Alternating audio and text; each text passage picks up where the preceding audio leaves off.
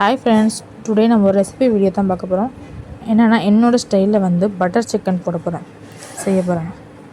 அதுவும் கேப்சிகம்லாம் ஆட் பண்ணி ஃபஸ்ட்டு வந்து சிக்கன் மேரினேட் பண்ணி வச்சுங்க. மஞ்சத்தூள், மிளகாத்தூள், அதுக்கப்புறம் தயிர், தென் வந்து கொஞ்சம் லெமன் போட்டு நல்லா மிக்ஸ் பண்ணி தனியாக கிரைண்ட் பண்ணி அதை வச்சுருங்க. ஒரு 2 hours மாதிரி ஃப்ரிட்ஜில் வச்சுருங்க.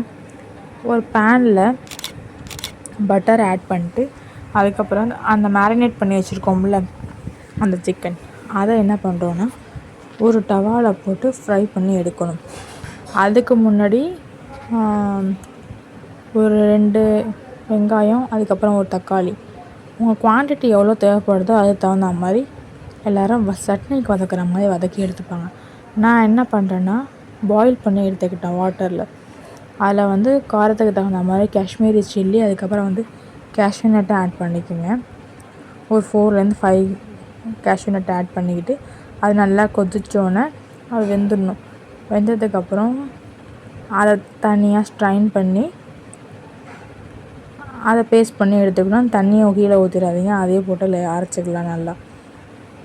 தென் பட்டர் போட்டு அந்த மாதிரி டீப் ஃப்ரைலாம் பண்ண வேணாம், ஷாலோ ஃப்ரை மாதிரி பண்ணி எடுத்துங்க. நல்லா 2 சைடை வந்து கோல்டன் ப்ரௌன் கலர் வர வரைக்கும் நீங்கள் ஆட் பண்ணிக்கலாம். உங்களுக்கு அகேன்ஸ்ட் தேவைண்டா ஆனியன் கூட ஆட் பண்ணிக்கலாம். கேப்சிகம் வந்ததுனால நான் கேப்சிகம் ஆட் பண்ணிட்டேன். ஓகேவா? நெக்ஸ்ட்டு ப்ராசஸ் வந்து அதை வந்து ஆற விட்டு அரைச்சி எடுத்தாச்சு. அதுக்கப்புறம் வந்து அகைன் ஒரு பேனில் வந்து சாதி ஜீரை ஆட் பண்ணால் டேஸ்ட்டு மாறிடுங்கிறதுனால ஆட் பண்ணலை. அதனால் ஒரு வெங்காயத்தை நல்லா ஃபைனாக சாப் பண்ணிக்கிட்டு பட்டர் இல்லை ஆயில் எது வேணுமோ அதை போட்டுக்கிட்டு தென் வந்து ஷாஹி பன்னீர் மசாலா நான் வச்சுருந்தேன். அதை நல்லா ஒரு 2 டேபிள் ஸ்பூன் மாதிரி ஆட் பண்ணிக்கோங்க. வேறு எந்த மசாலாவும் இதில் ஆட் பண்ண வேணாம். ஏன்னா நம்ம வந்து சிக்கனை மேரினேட் பண்ணிடுறதுலேயே மசாலா போட்டுறோம். அதுக்கப்புறம் வந்து காரத்துக்கு வந்து அந்த வெங்காயம் தக்காளி பாயில் பண்ணி வைக்கிறோம்ல, அதில் வந்து காஷ்மீரி சில்லி போட்டு அதையும் அரைச்சிடுறோங்கிறதுனால எதுவும் செய்ய வேணாம். இது லைட்டாக பச்சை வாசனை இருக்கிற மாதிரி இருக்கும், ஏன்னா நம்ம பாயில் பண்ணதுனால.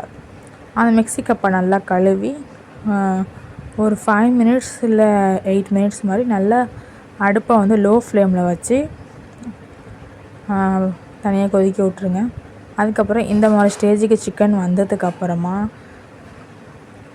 தனியாக அரைச்ச மசாலாவையும் போட்டு கொதிக்க விட்டு பட்டர் போட்டு கஸ்தூரி மெத்தி போட்டு என்னோடய ஸ்டைலில் பட்டர் சிக்கன் ரெடி. கண்டிப்பாக ட்ரை பண்ணி பாருங்கள்.